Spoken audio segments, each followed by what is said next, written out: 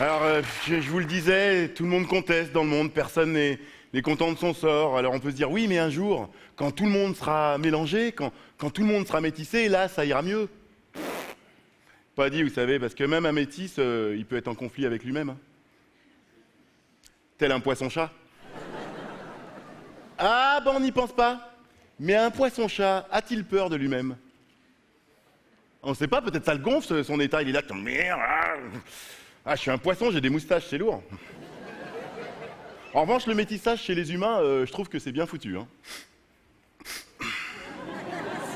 Non, arrêtez, c'est pas le sujet, non, je m'explique. Pourquoi je trouve que c'est bien foutu? Je sais pas si vous avez remarqué, mais en fait, un mec qui a un parent noir et un parent blanc, eh ben en fait, il est pas moitié-moitié. Là, vous lui dites, il est complètement débile, ce mec. Ouais.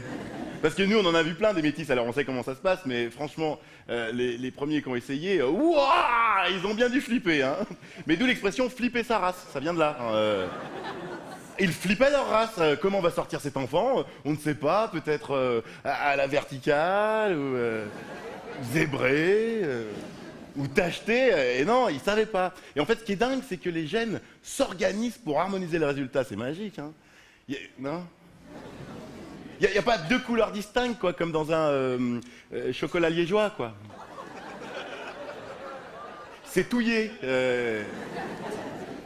C'est dingue. On voit pas par exemple un mec suédois, le mec bon suédois, puis à partir de là, togolais. Ah, vous chercherez, il n'y en a pas.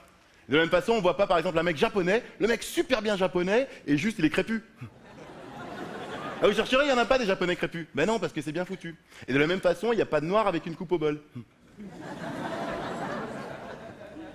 En principe. Hein. Ou je sais pas, par exemple, juste un seul membre de couleur. Tu prendrais quoi, toi? Ou deux, le mec tout noir, juste les mains blanches. Waouh, sympa tes gants. J'ai pas de gants. Mais évidemment, pour nous, c'est logique, mais franchement, le premier Sénégalais qui a fait un enfant à une Chinoise, oh, il a dû se poser des questions. Comment va sortir cet enfant? On ne sait pas. Peut-être une jambe qui fait du karaté, une qui court vite. Oula!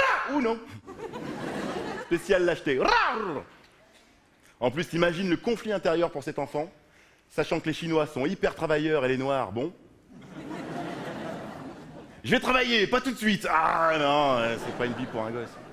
Et prenons bon, allez, les extrêmes. Le gamin, père sumo, mère pygmée. Bon, en fait, le gamin, il va pas sortir avec des toutes petites jambes comme ça, recouvertes d'un amas de graisse, comme ça. Je balade comme ça, tel un barbapapa, comme ça. Transforme ma volonté, court, long, carré. Non, on n'en voit pas des barbapapa. Parce que c'est bien foutu. Et j'ai remarqué également qu'un métis n'avait pas deux accents. Prenons par exemple, je sais pas, un mec qui aurait un père pied noir et une mère antillaise. Bon, il va pas faire putain, Simon, sur ma vie, j'ai les boules qui manquent. Il est déjà 10h du matin. Il faut ouvrir le magasin.